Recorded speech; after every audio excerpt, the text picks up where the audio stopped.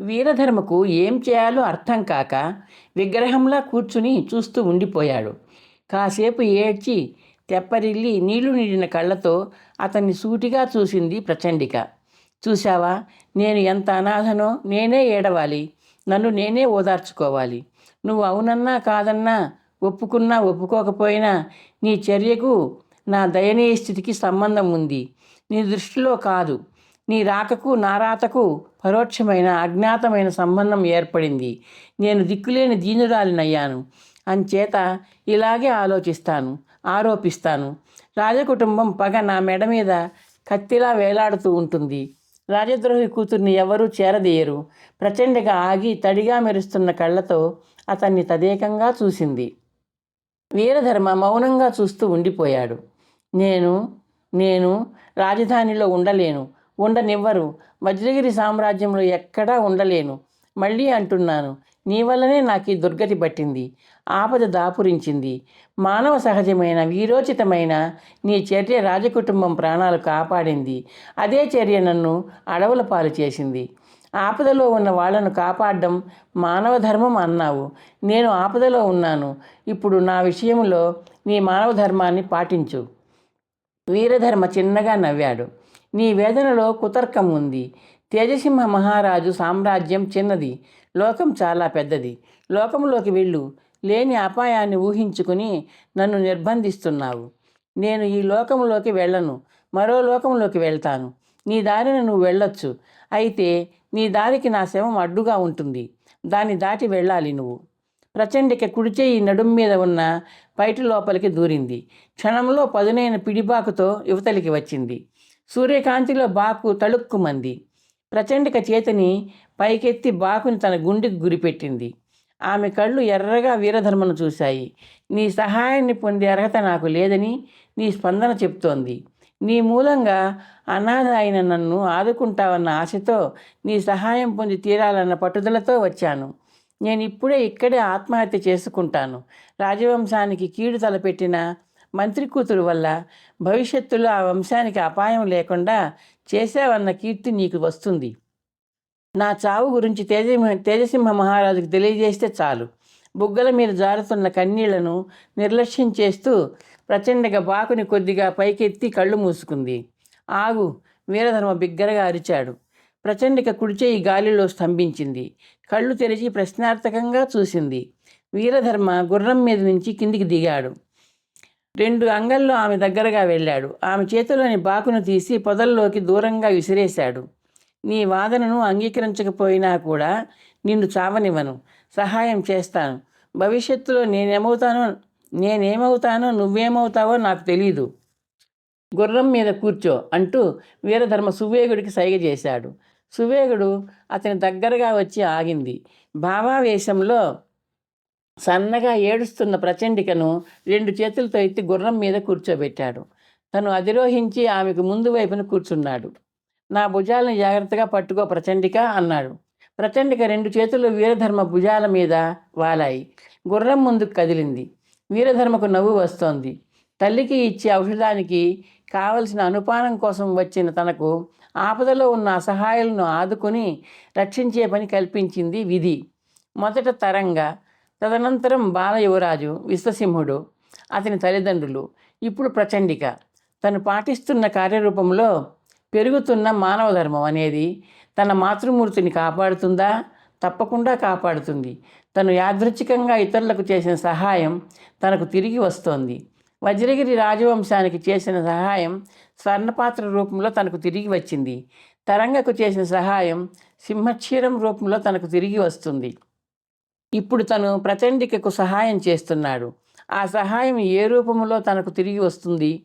తన ప్రశ్నకు సమాధానం చెప్పగలిగిన శక్తి, కాలం ఒక్కటే. సువేగుడు వేగం పెంచి పరిగెడుతోంది.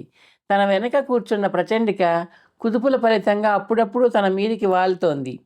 ఆమె అరచేతులు అతని భుజాల మీద బిగుసుకున్నాయి. ఆమె తల అతని మెడకింది భాగంలో వీపు మీద బరువుగా వాలింది.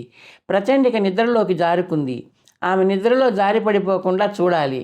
వీరధర్మ తన ఉత్తరీయాన్ని తీసి ఆమె వీపు మీదుగా నడుమును చుట్టి తన శరీరానికి కట్టేసుకున్నాడు. ఇప్పుడు సువేగుడి వేగాన్ని 2 చేయొచ్చు.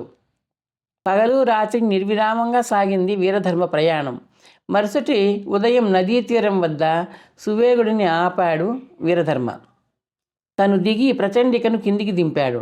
క్షణకాలం ఆమె ఒంటి మీద ఉన్న ఆభరణాలను తదేకంగా చూశాడు. ప్రచండిక, ఇవి రాజుగారు మంత్రిగారికి ఇచ్చిన నగలా? ప్రచండిక అతని సూటిగా చూసింది. రాజుగారు మా నాన్నగారికి ఇచ్చిన నగలు అయి ఉంటే అక్కడే పారవేసేదాన్ని. తండ్రి శిరస్సు ఖండించిన వ్యక్తి ఇచ్చిన ఆభరణాలు కావు, పాశాలు. ఇవన్నీ నా తల్లిగారి నగలు. అమ్మకు అమ్మమ్మ ఇచ్చింది. అమ్మ చనిపోయే ముందు నాకు ఇచ్చింది.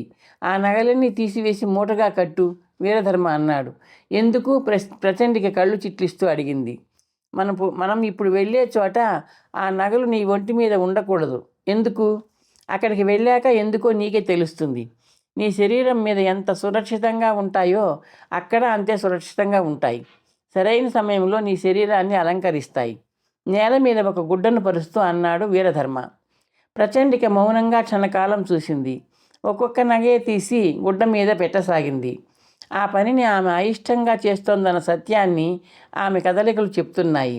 కర్ణాభరణాలు, కంఠహారాలు, వంకీలు, కంకణాలు, పాదమంజీరాలు, వడ్డాణం అన్నీ ఒలిచి కుప్పగా పెట్టింది.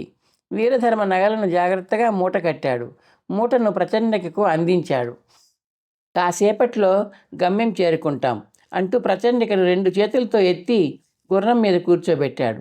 అతను ఎక్కి కూర్చోగానే సువేగుడు నడక ప్రారంభించాడు. ఆ నడక మరి కాసేపట్లో పరుగుగా మారింది. ఆశ్రమం వెలుపలే గుర్రాన్ని ఆపి వీరధర్మ కిందికి దిగాడు. ప్రచండికను దించాడు. ఆశ్రమ ప్రాంగణంలోకి దారితీశాడు. ప్రచండిక పరిసరాలను అర్థం కానట్టు చూస్తూ అతన్ని అనుసరించింది. సువేగుడు ఉత్సాహంగా ఆశ్రమ ప్రాంగణంలోకి నడుస్తోంది. అరుగు మీద కూర్చున్న సనాతన మహర్షి, ఆయన పాఠ ప్రవచనాలను ఆలకిస్తున్న ఋషులు, బ్రహ్మచారులు అందరూ వీరధర్మకు ఎదురుగా వచ్చారు. ఆశ్రమ స్త్రీలందరూ వాళ్ళతో కలిశారు. అందరూ ప్రచండిక వైపు ప్రశ్నార్థకంగా చూశారు. వీరధర్మ సనాతన మహర్షికి పాదాభివందనం చేశాడు. లేచి నిలుచుని ఇతరులందరికీ చేతులు జోడించాడు. వెళ్ళిన కార్యం సఫలమైందా నాయనా? సనాతన మహర్షి ప్రశ్నించాడు చిరునవ్వు నవ్వుతూ. మనవి చేస్తాను గురుదేవా, వీరధర్మ వినయంగా అన్నాడు. ఈమె పేరు ప్రచండిక, వజ్రగిరి సామ్రాజ్య మహామంత్రి గారి ఏకైక పుత్రిక. తల్లి ఎప్పుడో గతించింది. తండ్రి ఇటీవలే మరణించాడు. నా సహాయం అర్థించింది. ఆమెకు నా అన్నవాళ్ళు లేరు. అందువల్ల ఆమెను తీసుకువచ్చాను. మంచి పని చేశావు నాయన, సనాతన మహర్షి అన్నాడు. వీరధర్మ ప్రచండిక చేతుల్లో ఉన్న నగల మూటలను తీసుకున్నాడు. చనిపోయే ముందు తల్లిగారు తన ఆభరణాలను ప్రచండికకు ఇచ్చారు. ఆ నగలన్నీ ఇదిగో ఈ మూటలో ఉన్నాయి. మీరు అనుమతిస్తే కొంతకాలం పాటు జాగ్రత్త చేయడానికి అమ్మగారికి ఇస్తాను గురుదేవా. సనాతన మహర్షి భార్య వైపు చూశాడు. సుచేతన, ఆభరణాలు తీసుకో, సురక్షితంగా ఉంచు. వీరధర్మ నగల మూటను గురుపత్నికి అందించింది. ప్రచండిక వైపు చూశాడు. ప్రచండిక, మహర్షి దంపతుల పాదాలకు ప్రణమిల్లు.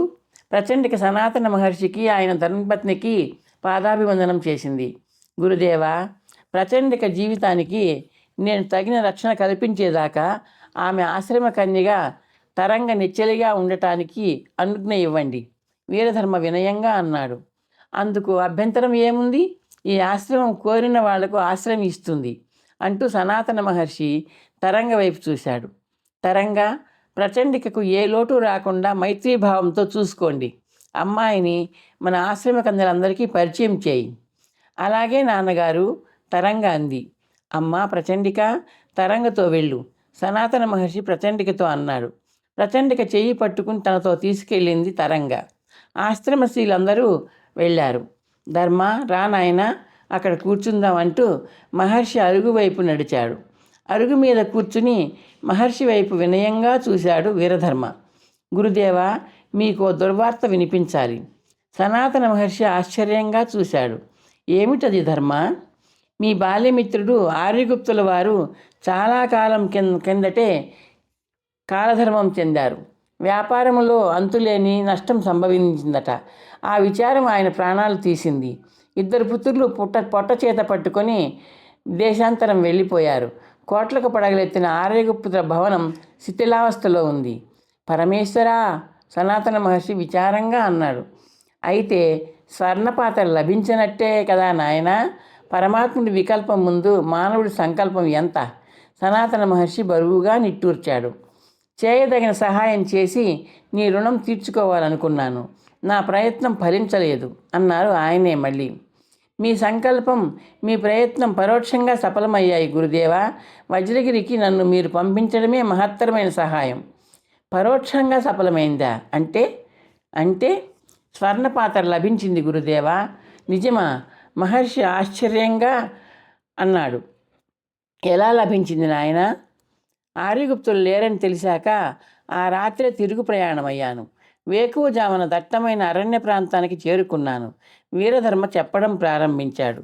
స్వర్ణపాత్ర ప్రాప్తి కథనం పూర్తిగా ఆలకించిన సనాతన మహర్షి ప్రశంసాపూర్వకంగా చూశాడు. నాయన ధర్మ, నీ లక్ష్యం వేరు, మార్గం వేరు. అయినప్పటికీ నిస్సహాయులను కాపాడే అవకాశం నీకు లభించింది. అది నీ భుజస్కంధాల మీదకి ఎక్కడ బరువు కాదు సుమా. పవిత్రమైన దైవదత్తమైన అవకాశం. మానరక్షణ, ప్రాణరక్షణ సామాన్య కార్యాలు కావు, మహత్తర కార్యాలు. ప్రత్యక్షంగా కాకపోయినా పరోక్షంగా అవి ధర్మరక్షణ కార్యాలు. ఫలితాంశం ఏమిటంటే నువ్వు ధర్మాన్ని రక్షించాలి, ధర్మం నిన్ను రక్షిస్తుంది. మీ మాటలు నాకు ధైర్యాన్ని ఇస్తున్నాయి గురుదేవా. వీరధర్మ తృప్తిగా అన్నాడు. సనాతన మహర్షి తల పంకించాడు. గురుదేవా, వీరధర్మ ఏదో అడగబోయాడు. సనాతన మహర్షి కూర్చున్న చోటు నుంచి లేచాడు. ముందు భోజనం చేసి విశ్రాంతి తీసుకో నాయనా అన్నాడు క్లుప్తంగా. ఈ కథ మీకు నచ్చితే లైక్ చేసి, షేర్ చేసి, సబ్స్క్రైబ్ చేస్తారని ఆశిస్తున్నాను.